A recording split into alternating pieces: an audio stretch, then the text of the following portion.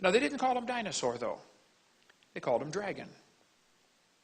See, the word dinosaur wasn't made up till 1841. So for most of human history, these creatures are called dragons. Did you know dinosaur is not even in the dictionary in 1891? For most of human history, they were known as dragons. Now, dragons are mentioned in the Bible 34 times.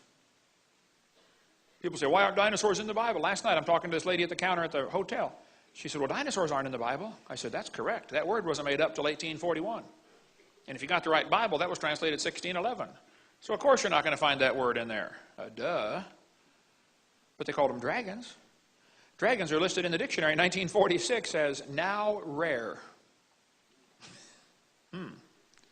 As the population of people began to grow after the flood, the population of dragons began to go down. Because nobody wants to live next door to a dragon. Same thing happened in Cobb County, Georgia, where Atlanta is today. Do you realize how many grizzly bears there are roaming around the woods right now near Atlanta, Georgia? 0. Do you know how many there were just 300 years ago? Hundreds. What happened to the grizzly bears in Cobb County, Georgia? Well, as people move in and civilize an area, the big ferocious animals are killed off or driven off. Happens everywhere. If it came on the evening news tonight that there were 5 grizzly bears roaming around Cobb County, do you know what would happen by 6 o'clock in the morning? They'd all be dead.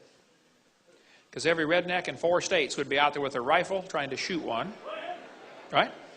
And whoever could shoot the biggest one would be a hero. They'd have his picture on the front page. Hey, Bubba shot the grizzly bear and saved the village. Yeah, he did. Well, that's exactly what happened to the dragons. Man, if you could figure out a way to kill a dragon, they'd be telling stories about you around the campfire from now on.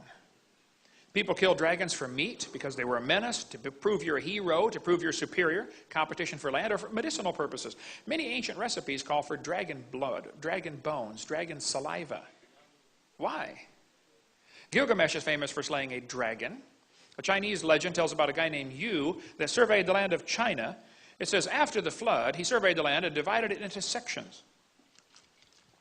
He built channels to drain the water off to the sea and make the land livable again.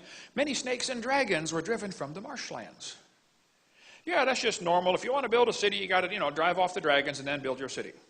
I mean, it was expected. You got to drive the dragons off. Okay? Why would the Chinese calendar have 11 real animals, the pig, the duck, the dog, and a dragon?